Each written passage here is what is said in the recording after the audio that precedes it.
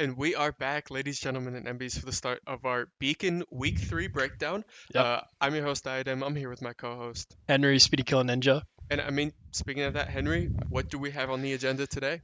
So first, we're going to be starting off with the Great Lakes Esports Conference, kind of an update on week 3 through 5, and then the NECC week 1 and 2. Go over some clips, some highlights over the first 2 weeks. A lot of great plays to kind of react to. See, and then we got a couple other smaller things as well too today planned. But yeah, we've kind of come together with a semi-concretive idea of what we're going to do with the Beacon Breakdown this year. Basically, essentially, it's just going to be intimate look into the program, kind of updates or what's going on. But I think this show is going to be perfectly catered to people who don't have 10 hours every single week to watch every single Overwatch game, Smash, because like we stream like at least 10 hours a week, if not more. Yeah. So if you're not free every single evening, 5 to 10, this is a good way to kind of know what's going on. This is what I send to my mom, my grandma, like, okay, this is what we're doing, this is what's happening. So hopefully it can be that for our players, for some of our fans. No, I mean, it's super nice because like we have a lot of moving parts in our program, right, and a lot of things going on, so it's nice to kind of just group it together for people that don't have that time, and also adding, we have a section now for clips and what we're going to be doing, and kind of just showing off those highlights. It's going to be fun just so you see, who are a couple of star players we've had standing out, a couple of nice plays that we've had, and kind of just in general where our program's moving. It's also nice to just kind of like take a deep breath. It feels like the Yep. pace of everything happening in this program is so quick. We're already done with week 5, so we're already halfway through the Great Lakes Esports Conference. We're already rolling with the NECC. Midterms are already here. Like it feels like we blinked and we're like halfway through the season. Um, so yeah, this is kind of a chance to take a deep breath. And yeah, celebrate our accomplishments and how we're doing. I But mean, yeah, definitely. And speaking of those accomplishments, we're gonna move into the GLEC yeah. really quick and take a look. So first, this is the League of Legends schedule, which Blake is obviously a member of. So I guess you Yep. can talk a little bit about this. Yeah, so obviously we got week 1 and 2 already in the books, right?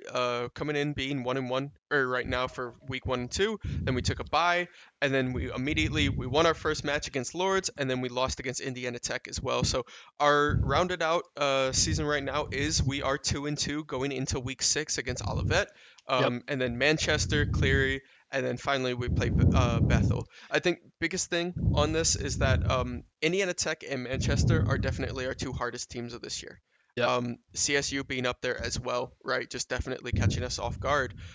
So we still have that Manchester game kind of on our horizon that we're looking for, and all the other games are not to be counted out. So definitely have a really, really competitive schedule in GLEC. Yep. So the first 4 weeks, Lords, Cleveland State, and Tiffin were our cross-division games, like you'll Yep. see in all of our GLEC games. Another thing to notice is League of Legends is the only team competing actively in 2 conferences right now in the program. Yep. So I'm sure you've seen a lot of league streams. They're busy. One thing to note, you mentioned Manchester going to be a big match for you guys. Is that's actually going to be an in-person match at Manchester. Yep. Yep. Traveling with the Smash team for that, so really Excited. looking forward to that. It's gonna be really fun, right? We're bringing also like our one of our freshmen along as well. It's gonna be a brand new experience for LAN. Personally, this is also my first LAN tournament that we've been able to go to, so I'm excited for that, right? And Yeah, obviously, in-person sports, especially in like the esports arena that they have, it's always brand new, yeah, right? It's always just it brings a new level of energy to that. It brings a new level of kind of charisma to the team, and I know that our players love to kind of play in that environment. So I'm excited to see how that goes. yeah. I think it'll be great experience. For you specifically on Smash team, or I mean on the League of Legends team, player who hasn't traveled before to get that experience in before we have to do it in playoffs. But yeah, League of Legends is in the Great Lakes Esports Conference has like the widest skill disparity Yeah. by far. Like the top teams are like insanely good, and then some of the lower teams are just like not quite as competitive. So it kind of feels weird for League of Yeah. Legends. But I mean, the two It's. Oh, sorry. yeah, Oh, I the was two just. losses we've had are like Yeah. great teams. A lot of the times as well, it's weird because we have to face like that large skill disparity, and as a team going into this, we have like a couple of new switch ups and people returning. We're still finding like our identity with our drafts, right? Yeah, And kind of what we want to play for, what we want to play against, and kind of into these certain teams. So as the season goes, I see nothing but our team going upwards, especially in those yeah. rankings. So I'm excited to see kind of how we evolve forward. Yeah, a lot of the tough matches out the way for them. But we will hop into the Great Lakes Esports Conference for Smash. So starting out 4-0, did have that forfeit win in Week 4 against Albion. Woo! Last was it yes? Yeah, yesterday Yep. we were featured on the Esports U stream. So the Great Lakes Esports Conference has a broadcasting contract with Esports U now. Which, if you're not familiar with Esports U, they're the main broadcasting partner of CECC, which is like this huge national LAN tournament. But it's really cool to be featured on that stream, kind of on a bigger stage. Unfortunately, we did fall 2-0. They had a really good Steve player, which Steve just Really? becoming unbanned No way. Yeah. this year in the Great Lakes Esports Conference. Steve has someone we probably have the least experience against just because it's been banned Yeah. I was about to in say all of our leagues and then it's last year in half of our leagues. So, it's been banned in all the leagues, and then even when it's unbanned, it's such a weird play style, especially going against the yeah. Steve. He has so many different weird angles that you have to practice for. Definitely can catch you off guard. Yeah, especially because like Steve doesn't play like any other character Yeah, whatsoever. Like yeah. he mines, he builds like He's playing a walls. Like different game than like yeah, what you're usually used Steve to. like no like BM to like Steve players or Yeah, anything, but yeah, like yeah, he yeah. just plays completely different than any other character. Yep. Um, and it's just kind of an oddball. And then obviously on top of that, not having competed against him before. But regardless, really good Steve player for CUA and Ness as well. So did take our first loss there. Smash kind of has the reverse scheduled as you guys. They got a lot of tough teams coming up. Bethel very strong. Manchester obviously has won the past several Great Lakes Esports Conference championships, and then Illinois Wesleyan, a new team in the Great Lakes, strong team as well. And then we'll finish it off with Olivet. Like we mentioned earlier, going to be traveling with League that day to Manchester. Yep, should be exciting. Obviously, traveling together is always a fun thing, but I mentioned pretty much all I could say about the in-person competitions Yeah. because it definitely holds over for Smash as Yep. well. Everything that you said kind of resonates with them as well. It'll be cool to like have both teams cheering on each other too, because you know we're going in as Valpo program and trying to come out of there 2-0. So, but anyways, next we will hop into a little bit of the NECC. So we are going to start out with our Academy Smash team, who is currently 0-2, facing against Akron's varsity esports team, and then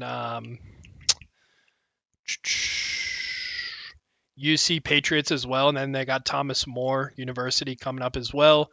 Have had some tough games. Their Akron game, not super close, but their game against UC Patriots was a very close competitive series. They've played a couple tough teams, but we're really hoping they're going to be able to bounce back here in the upcoming weeks. So,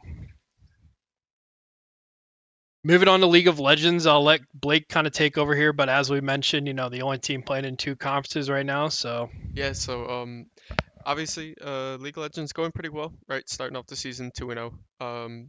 Dropped a couple of games though, so obviously, tiebreaker rules for NECC they change every year, so I could be wrong about this, but a lot of the times the tiebreaker or at least the rankings are going to be based off the games that you drop, even in the series that you win. So although we are 2-0 right now, we are kind of sitting pretty at the second seed here in this division based on our game losses. So otherwise, looking pretty well. Like yep. obviously, have a couple of tough teams that we have to face in this still. We have a lot of competition coming up for the NECC, but NECC is definitely a lot more less of a skill disparity Yeah. between these teams. So you're kind of fighting consistently every single week for that kind of slot. There's no real week where you can prep less than you can other weeks. You kind of just have to keep rocking. Yeah, that was the first thing I was going to mention too. Like all these teams are super close in Yep. skill level. But we head on to Rocket League, who had a great game last night. Absolute dominant performance. Is also 2-0 in the NECC, having played University of Michigan, JV2, and Illinois Esports Yellow. Um, and we see Michigan picking up a win this week too after we beat them. So they were, may have been one of the stronger teams in our division as well. But very high expectations for them last night. We saw Luck get even more comfortable and confident in his play as well. And they've just been off to the races, having a great start. So really excited for them. Yeah, definitely. I mean, looking at the standings are obviously pretty telling, but that team just slowly grows more and more. We know we know that team kind of has late season winners as well, right? Like usually not always off to the freshest start, but this year immediately kicking it in gear. Luck picking up the slack as well, coming in as a freshman. So being able to just kind of play into that high caliber right from the get-go is always a great sign for us. Yep, and we will head into Overwatch, which you'll notice they've only played one game thus far Yep. because they play at 6:30 and 8 p.m. tonight. So make sure you guys tune in for those games Whoop, whoop. after this stream. But we got the Academy Overwatch team currently at 0-1.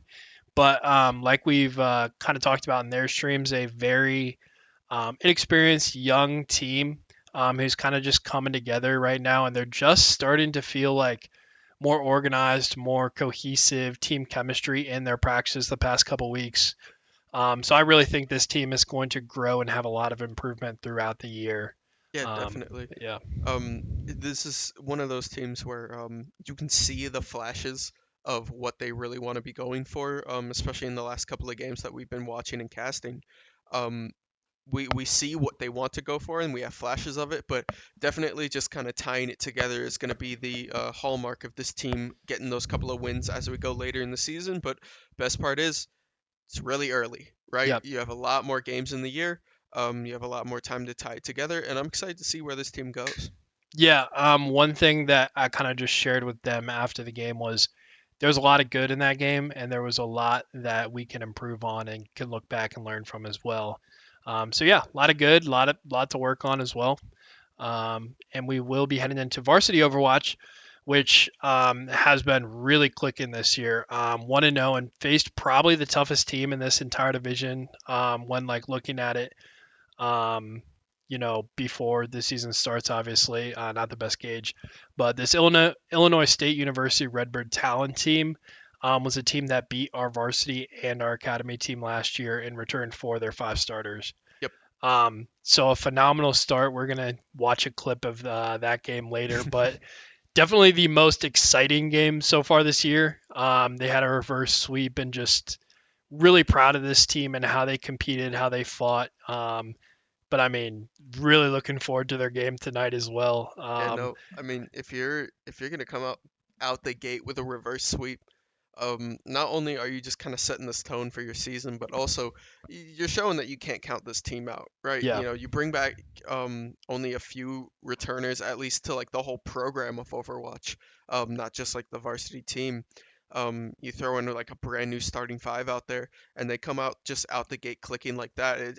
It's awesome. Like I yeah, remember, Henry and I were the casters in that booth for that game. It was just fun to watch. Like you can't beat team chemistry like that. So yeah. it's great to see. Another thing, when I was looking at the standings that I literally just noticed is if you look at the games, wins, and losses, that game was the only one that hasn't been a 3-0 Yep. in this division. Because that game very easily could have been a 3-0 towards ISU. So, I mean, just really proud and excited for that team Yep. I for have sure. I have no day, no, excuse me. I have no doubt that ISU will be jumping up in these rankings, especially Yeah, um, absolutely. as the season goes on. But it's good to know that you come out the gate, you punch them in the mouth once, and you're able to just put yourself up there. Yep. So yeah, that's kind of a recap of the first couple of weeks of the NECC. We will be heading into something new for the Beacon Breakdown. We're going to watch some highlights from those 2 weeks we just talked about, and I feel like there's no better way to start off than the game we were just talking about. It Yep. is going to be the kind of moment that solidified Game 5 Yeah. right at the end. So a bit of context really quick. This is game 3, or excuse me, game 5, Yeah, right? Final match, final point. That little motion right there, the little golden marker is where they need to get this point, right? yeah. So they need to push to this point. Valpo is on their last leg. This is their final fight. If they can stop them from getting to that point, that is the series. That is the reverse sweep secured. Yep. But yeah, I mean, let's let the clip talk for itself.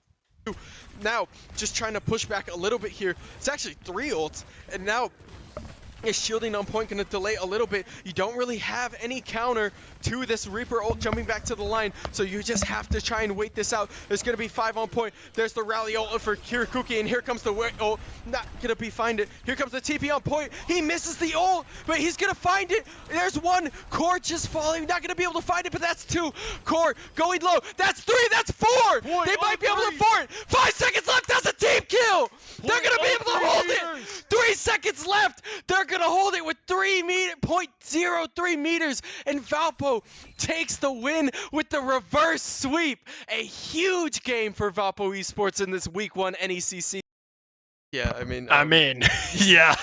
you can kind of hear the excitement of me in the booth because I started to just repeat words over and over again, and my sentences just get smaller and smaller and smaller, and it starts cutting off a little bit more. Because at that point, we see like the 3rd kill go through and the 4th kill go through. My hands are like shaking in the booth as I'm trying to cast it. It's great. Yeah, I mean, I have no words for that. That Yeah. that is the most exciting game that I have probably ever seen for Overwatch and in Valpo Esports. But heading into our next one, this will be our League of Legends game versus Lords, and just an insane outplay by the Law Yep. here.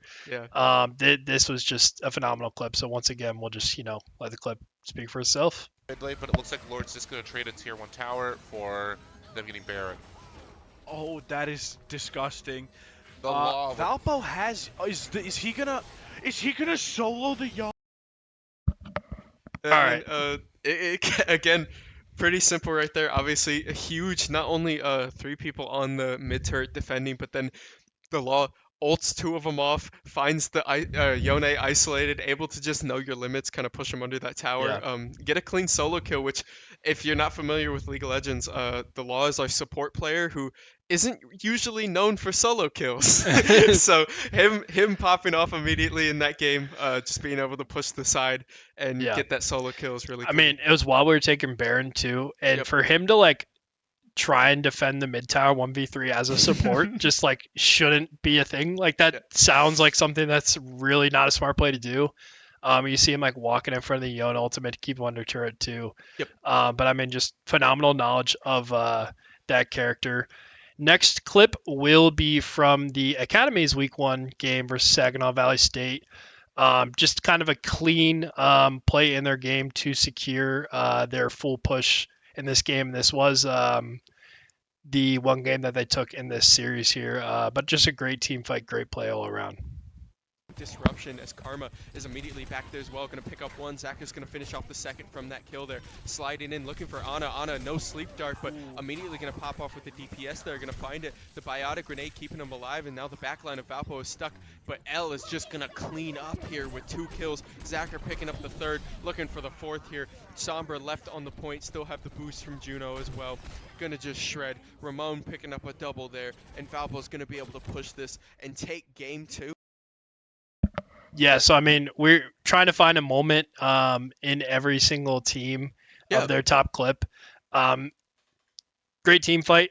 You can tell you're not like quite as like insane game 5 reverse sweep, but nonetheless a great team fight execution. Yeah, I mean, great team fighting, and also just like with the context around that clip, knowing that they dropped the map on point 1. Having a little bit of a comeback offensively, especially there, and being able to kind of just show those sparks of that team fighting, that kind of cohesiveness that we talked about earlier this stream, definitely our best part. Yeah, good plays from Karma, L, Zachar on tank, and then the supports, just keeping them alive as well. Next, we will hop into our Rocket League game, and it is going to be Luck with his first career goal. Someone I am very excited about their entire career here at Valpo. But yeah, here's just a goal from their Week 1 game. Time to cross center field, go on that attack, and when is the time to stay back, make sure we're that last man standing. Hey, and finds a goal from downtown. Kobe. Immediately takes the shot over the middle. Yeah, off the rebound from Benny. Just puts it right over the defense. Yeah, and that's huge. Hey, so had to watch the replay on that clip just because we didn't even like know it happened, just because he hit it from defense and he scored his goal. One thing to note in that clip, it was a game 5. So able to score a goal in game 5 for his first career goal, big time. So I mean, especially how scrappy that game was. Just any kind of goal that you can get was super, super huge for that. And you could hear in the back we were kind of just having fun with it as well. So can't complain. Welcome to the league. Yeah, really excited for Luck. He is a great player, but also just a great guy to have around the Rocket League squad. Yep. And our last game will be featured from the League of Legends game, the same game that the Law made that play, but it will be game 2 this time, however. And in this game, like we said, there's a lot of skill disparity in opponents. So we had Monsieur playing in the top lane, Sal Sushi in mid lane, and then Giovanna in support, and then Super Bear and Diadem, my co-caster here. Woohoo! But anyways, this is a absolutely phenomenal, crazy play by Sal Sushi. But yeah, I'll kind of just let it play out.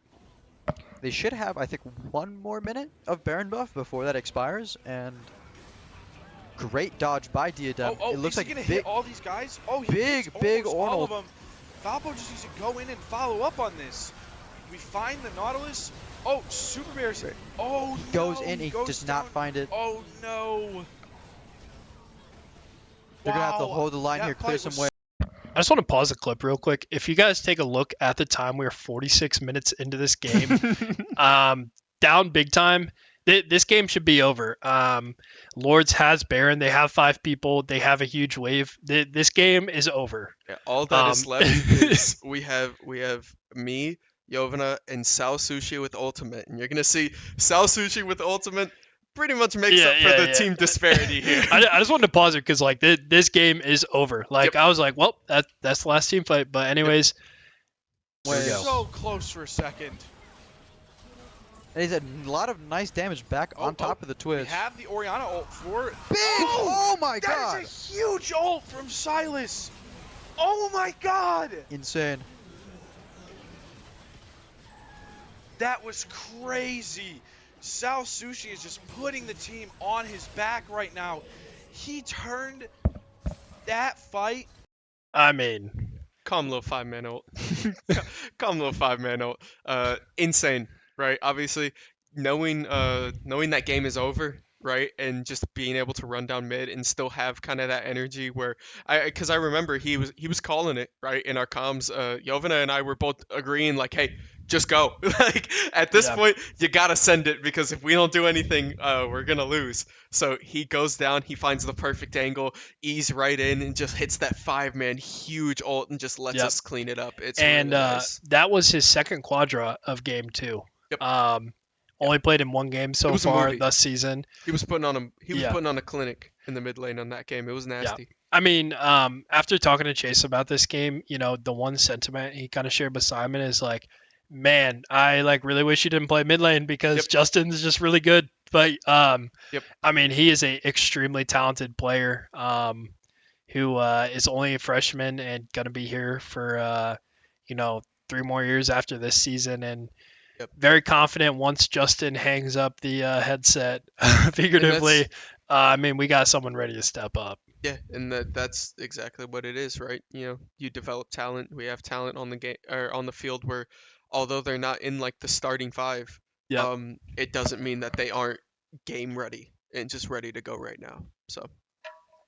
Yeah, and shout out to Monsieur and Yovana cleaning that game up as well. Something that I did not prep Blake on, but we are going to share anyways, is our fantasy football standings. Okay. Listen. Name change aside, right?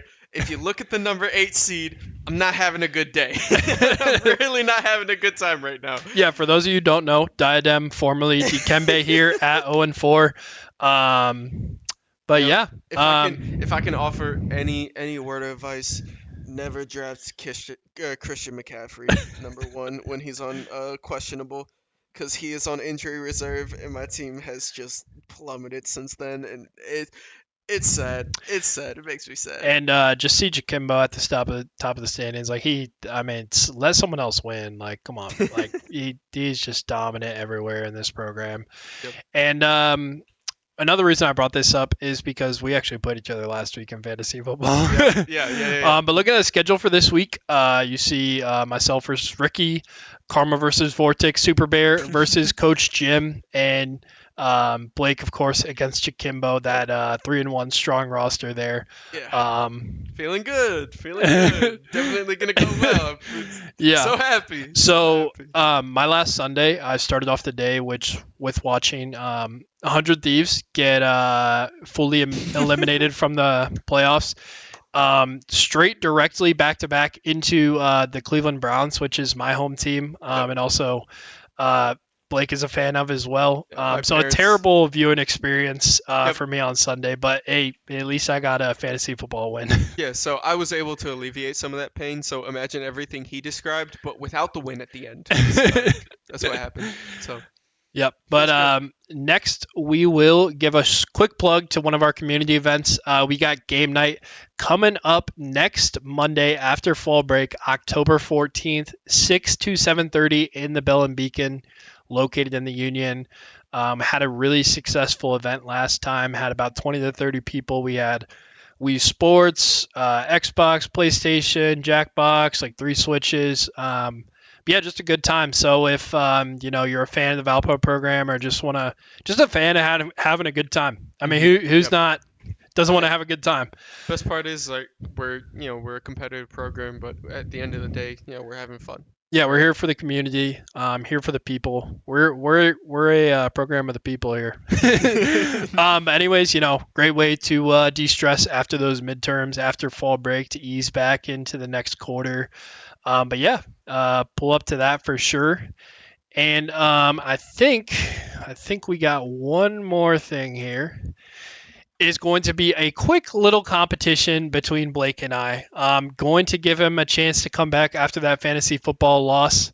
So we will just head right into it, but we are going to do a reaction baseline test. Yep.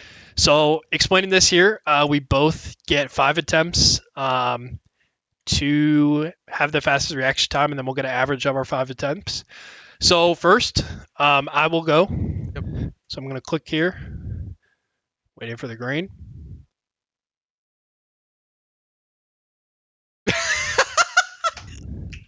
Yo, that's crazy slow. Whoa. Henry, let's see. That was like 46,000 milliseconds. Yeah, I'm an engineer. Let's do the math. That really may quick. have How many been. seconds did it take you to That may have been running the entire stream.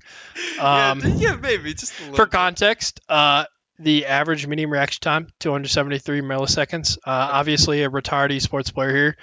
But yeah, we're gonna try this again. Oh, shoot. Okay. Not yeah, terrible. We'll take that. I'm not gonna make fun of you because I don't know where I'm gonna play. I jumped the gun. He's seeing Ghost in the backfield right now. 200. Okay. If you can drop below 200, I'll be surprised.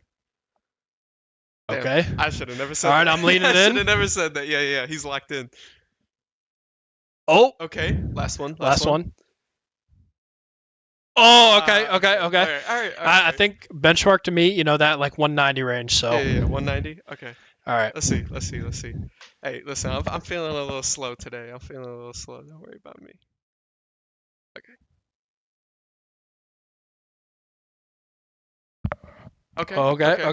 Good first one. That's slow. Yeah, I felt it right as I clicked it. Okay. All right, I'll take that. Okay, Oh, wow. Okay. Give me one more.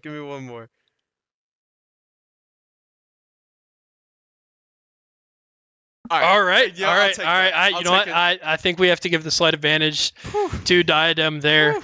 I mean, just looking at the bell curve, where are we? Let's see. We're above average reaction time. We should be. I'd be a bit worried if we didn't have slightly above average. Time. I've noticed as I've gotten older that my reaction time has actually slowed down. Oh. I used to be like a huge 50-50 smiter, and now I just can't anymore. You just can't hang anymore. You can't hang with the cool kids. You can't hang with the new guys. All right. Well, I think that's it for us today. This is we will see you guys next Friday. So bi-weekly Fridays at 4 p.m. Make sure you guys tune in to the Beacon Breakdown. Any final things to say? No. I'm excited to kind of the direction we're going, not only like as the Beacon Breakdown, but as a program in general. And I think that as we're now like in October, we're now really kicking into it. We're gonna see kind of what these teams are made of. So I'm really excited, especially being in the caster booth a lot of the times. And that's about it. Yeah, make sure you guys tune in at 6:30 and at 8 p.m. for our Academy and Varsity Overwatch tonight. Off Saturday. But yeah, we will see you guys in a couple hours. Thanks for tuning in. And I've been your co-host, Henry Speedy Ninja. And I've been Diadem. And we'll see you guys next time.